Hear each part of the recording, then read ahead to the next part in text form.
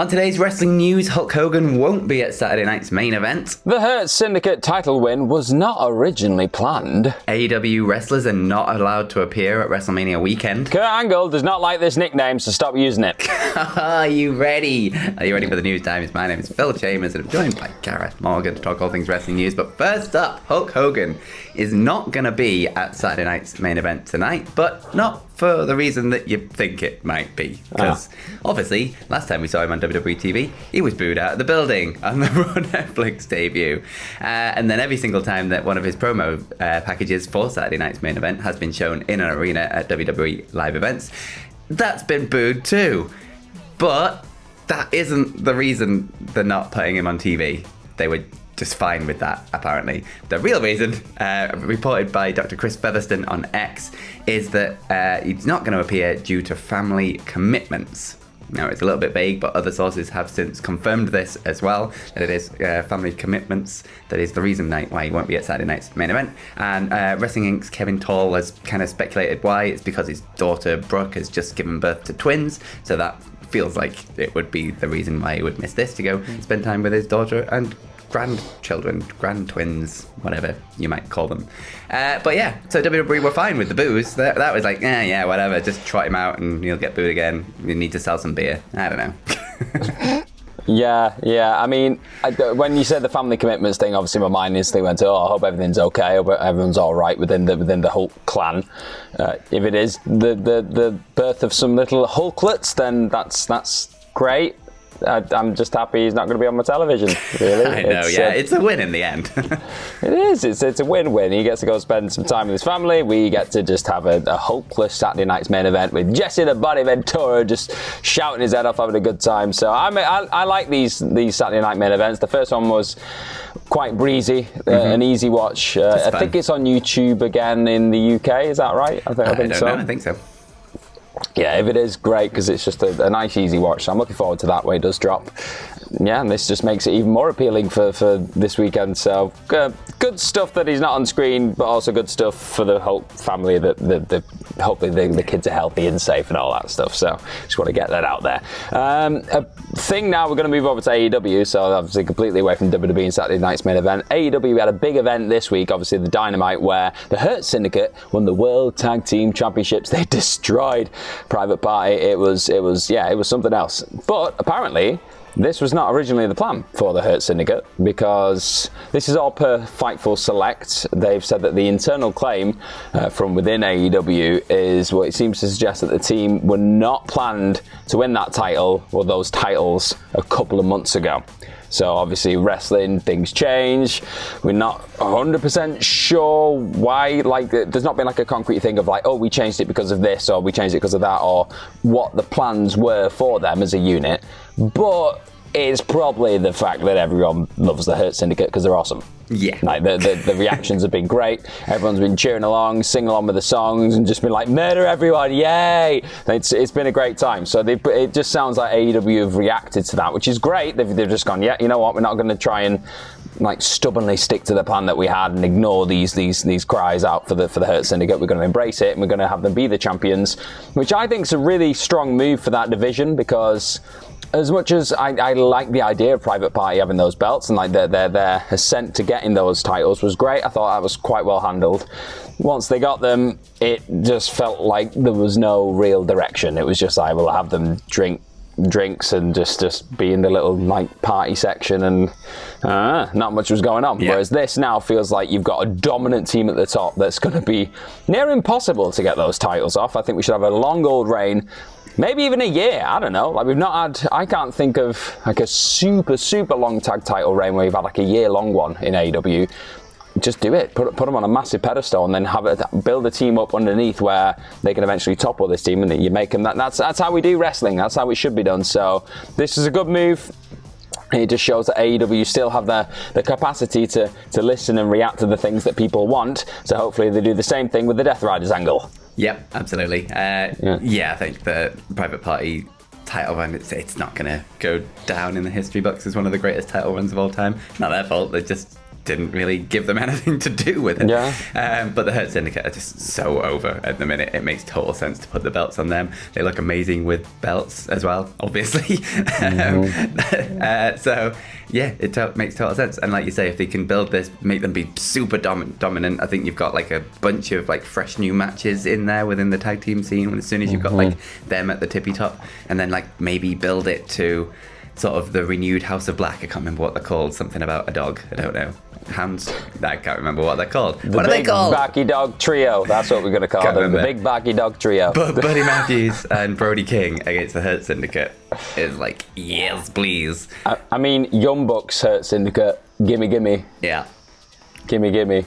All I want some of that. Good stuff. But speaking of AEW, less good stuff. They are not allowing young wrestlers to appear at Mania weekend. Now, this is coming from Dave Meltzer of the Wrestling Observer newsletter. Obviously, WrestleMania weekend isn't just WrestleMania and the WWE shows. There's all of the other stuff that goes on surrounding it, like especially like all the GCW events and the Collective. There's like dozens of events that go on through that, but also loads of other independent promotions do events over the course of that weekend. And Meltzer was told by someone involved with booking talent at an independent level that younger talent from AEW are not allowed to perform in matches for WrestleMania weekend. Now, this is a bit strange from AEW. Like, they've not really sort of cemented this in the past. I think like people we've spoke to in the past said like they're a bit weird about it occasionally, and that like some people have like they've said no to and other people have said yes, but like this feels like a bit more of a direction from AEW going, no, you're not allowed. Also, the fact that they're not running Ring of Honor Supercard of Honor at WrestleMania weekend, which will be the first time it's not been at WrestleMania weekend since 2011, which is a really long time now. It's kind of become like a Ring of Honor tradition that weekend. Kind of just means AEW are just completely pulling out of WrestleMania weekend. Now, no word on who exactly qualifies as younger talent, and so we don't know who this will affect, who will be allowed. Like, obviously, some people have a lot more sway than others to be able to just go and do whatever the hell they want. So we'll have to wait and see sort of who this ends up affecting and who misses out on bookings on WrestleMania weekend. But it's just a bit of a shame for the talent, because obviously WrestleMania weekend, there's so many different shows going on. It's kind of a big payday for them to just go out and get loads of bookings in one place. Yeah, I don't understand this one for me. I don't know if it is just like AEW trying to keep themselves separate from WWE, not feel like they're piggybacking off like a rival, and do you know what I mean, or whatever. It's I don't know what the logic is behind it, because I'm like, Tony did say like originally, like really in the early days of AEW, that he's like, I will never run a show on WrestleMania weekend. Like, that is their thing. That's not our thing. But it wasn't like he was stopping any of the other people that he works with doing anything there. And then as soon as he bought Ring of Honor, that was like, I guess, the Ring of Honor show, but that's just because Supercard of Honor was already a tradition, so it's not like he was running an AEW show that weekend or anything, but it's just, it just seems to have expanded. I know, I don't like that. People should be able to work at a time where the business is hot, and it is super hot over that weekend. Everyone's there, great exposure. That exposure can help AEW in the long run if more people have seen their talent that are crossing over onto the show. I won't be able to understand that one. That just is what it is. Hopefully it can be sorted, and maybe it is just something that's like, for now, that's the way they feel, and then it changes in the next couple of weeks. We've got a long time until Mania, so yeah, things could change. Like we just said, with wrestling, stuff changes very quickly, so we'll keep an eye on that. But something that I think a lot of people need to keep an eye on right now, and just have a think about really, is Kurt Angle and a certain nickname that a lot of people have used over the years. I think we've all been guilty of doing it, and we've used it probably in an endearing sense of like, it's us celebrating a wrestler that we enjoy, but it's something that he doesn't like at all. And this was revealed in initially it was revealed in his interview with Chris Van Vliet that dropped. I think it dropped on YouTube and everywhere, and he was saying that he's aware of the Perk Angle nickname that people use, but he did say that it hurts his feelings, and he knows that like it's a term of endearment, and everyone's like, no one's saying it to hurt his feelings, but it's something that he just didn't like. It brings back memories of a really tough time in his life. He said that he was okay with people using it, but he didn't want them to say it to his face, so he didn't want you to come up to him at like a convention or whatever it is and go, "Hey, Perk Angle." He'd be like, okay, thanks. But then he took to X, Twitter, whatever you want to call it. I believe it was yesterday, I think. Days are blurring together. And he said, I'll just read off his quote. He said, "I've noticed the Perk Angle nickname trending on social media. While I know it's made in jest, it reminds me of a time when I struggled deeply with addiction and mental health challenges. Those memories are painful, but they also fuel my commitment to helping others. I've been clean for 12 years and have since built a life dedicated to purpose and service. Addiction destroys lives, but it's never too late to get help. I appreciate all the positive feedback and support. To my fans, thank you for never giving up on me. I love you all." So yeah, he did. He stressed in that, again, with that Chris Van Vliet Insight interview, that he wasn't high in matches. Like that's, I think a lot of the thing is for this Perk Angle stuff is people were like, oh yeah, he took the painkillers and then he just went on a tear. He was like, nope. He took them in the morning, he took them at night after wrestling, but he said that he knew he wouldn't be able to perform to a high standard if he was high, because if you've seen people who've been intoxicated in the ring before, you don't see people performing at a high standard. It's awful. It's awful. Like there's enough examples of it over the years. He said that the painkillers became a bit of a problem when he was introduced to them after he suffered his second broken neck, and that was in 2003. And yeah, I think now I've seen a lot of people on X already be lovely about this and obviously sending messages and say, well, we're going to change the name to Peak Angle or Prime Angle. I think that's the best shout. I think just retire that name.